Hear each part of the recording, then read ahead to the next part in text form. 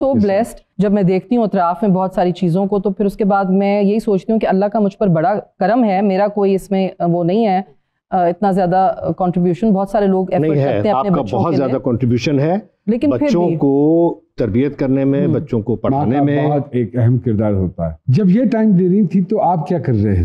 सिर्फ आप बताओ, चलो ये भी जवाब आप ही दो। मैं दूं?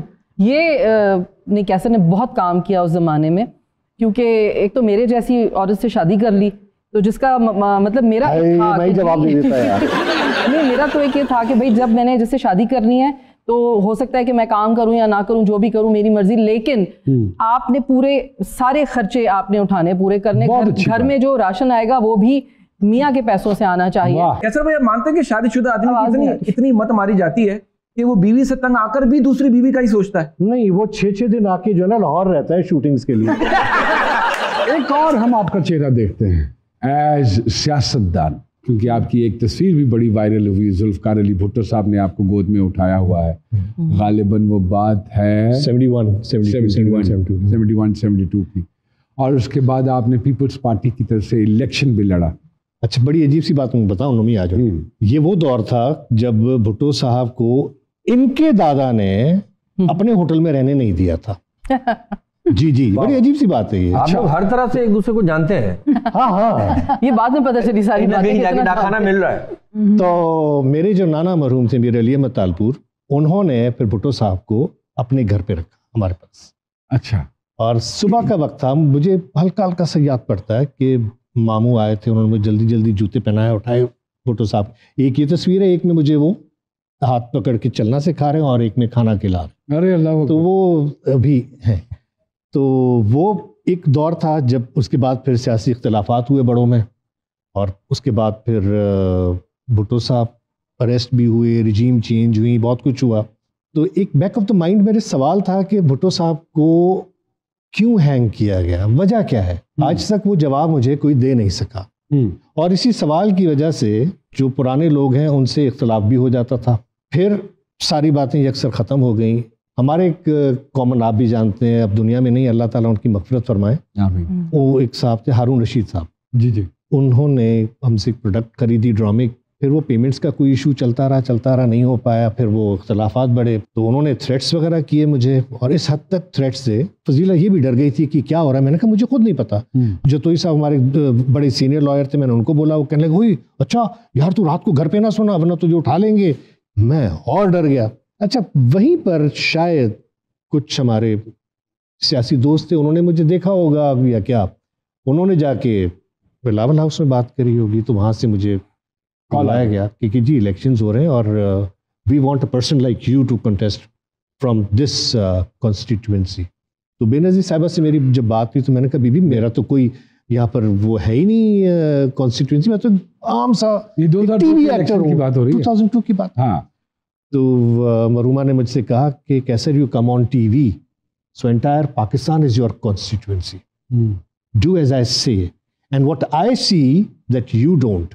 फिर सईद गनी साहब की और निसार खोड़ो साहब की ड्यूटी लगी कि कैसर को ग्रूम करो। अच्छा जी, वाह वाह। ये मैं ऑन एयर इसलिए कह रहा हूँ कि इट हैपेंड। हाँ। तो लेकिन फिर शायद वक्त ने उनको इतना मौका नहीं दिया, और फिर हम भी ज़ाहिर है दूर हो गए चीज़ों से, अपने काम काज में लग गए।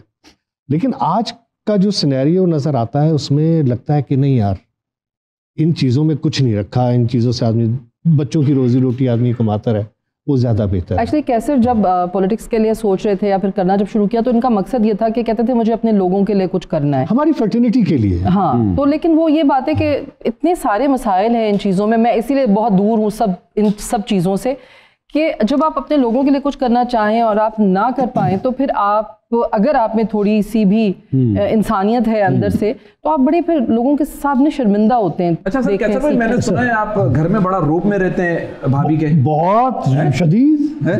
ओहो, क्या बात भी लग रहा है, लग रहा ना। वो कब्र का हाल तो मुर्दा ही जानता है। आप अपनी तरफ से जजमेंट्स करें बैठ के। सरकार, एक हमारे डाकिया साहब हैं, वो किसी न किसी का पैगाम लेकर आते हैं हमारे प्रोग्राम में और सुनाते हैं, और वो हमारी कोशिश होती है कि हमारे प्रोग्राम की वसादत से वो वहाँ पहुँचे जहाँ वो पहुँचना है। तो अगर आपकी इजाज़त हो तो बुलाऊं, बहुत सारी तालियों में वेलकम करेंगे जी शिरोर साहब को। आइए। कैसर साहब आए हैं, फसीला साहिब आई हैं, कैसी तबीयत है? बेहतरीन, ठीक है। किसका पैगाम लाए हैं? सरकार आज का पैगाम जरा खतरनाक है, क्योंकि आज का पैगाम दिया है कॉलेज की कुछ लड़कियों ने। मेरे नाम दिया नहीं है, सरकार बरकत के नाम दिया। उन लड़कों के खिलाफ दिया है जो कि बदतमीजियां करते हैं। और तो फिर तो बरकत फिर मेरे नाम रिसीव कर या रिसीव करा। वो कहती है कि अख नी नीवी कर दे मुंडे, किसे तो नहीं है डर दे मुंडे ते अपने मुल्क च टुरन तो डरिए, डरिए ना ते होर की करिए, खौफ दिलां विच भर दे मुंडे। वाह वाह वाह वाह, किसे तो नहीं है डर दे मुंडे। आप इसको ज्यादा एंजॉय करेंगे अगर आप अपनी जवानी विजुलाइज करेंगे तो। क्या मतलब? छुट्टी वेले सड़कां उत्ते खलोते रहिंदे कढ के बूथे, धुप ना भी नहीं सड़दे मुंडे, किसे तो नहीं है डर दे मुंडे। ते फिरदे ने ये जुट बना के, तकदे रहिंदे टिक टिकी ला के। टिक्की कहने ना घर तक छड़ के आएगा, इंज वेखदा। तकदे रहिंदे टिक टिकी ला के ते जानवरां वांगू लड़दे मुंडे, किसे ते नहीं हो डरदे मुंडे। ते कॉलेज सारा साल नहीं वड़दे, मापे मुफ्ती फीसां भरदे, ऐसे एक हरफ नहीं पढ़दे मुंडे। ते किसे तो नहीं है डरदे मुंडे। ते मोटरसाइकिलां पिछे लांदे, पुट्ठे सीधे गाने गांदे, लगदे नहीं किसे घर दे मुंडे। वाह वाह वाह, किसे तो नहीं है डरदे मुंडे। ते मंगदे रहंदे मोबाइल दे नंबर, ताइयों नहीं आउंदे पासिंग नंबर, ते जांदे सिर ते चढ़दे मुंडे, किसे तो नहीं है डरदे मुंडे। ते शर्म करो पढ़ाई करो, इंज ना बेहयाई करो। वाह वाह वाह, शर्म करो पढ़ाई करो, इंज ना बेहयाई करो, इंज नहीं दिल ते चढ़दे मुंडे। जबरदस्त।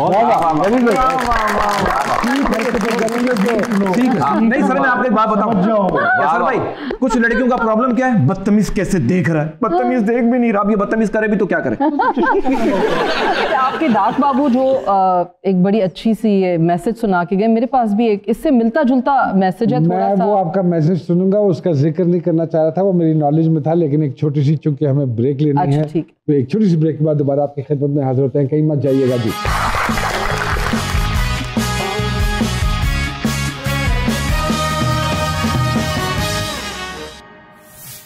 वेलकम बैक टू जी सरकार।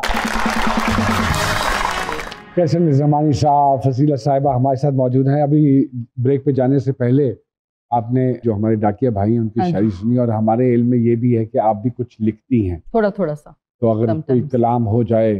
घर और दिल में ज्यादा सामान जमा करने की कायल नहीं मैं, वाह। फालतू चीजों और वक्ती मोहब्बतों की तरफ माइल नहीं मैं, वाह। दिल के कोनों में धरी रंग बरंगी गठरियां और उनसे झांकते चेहरे, घर के फर्नीचर की दराजों में रखी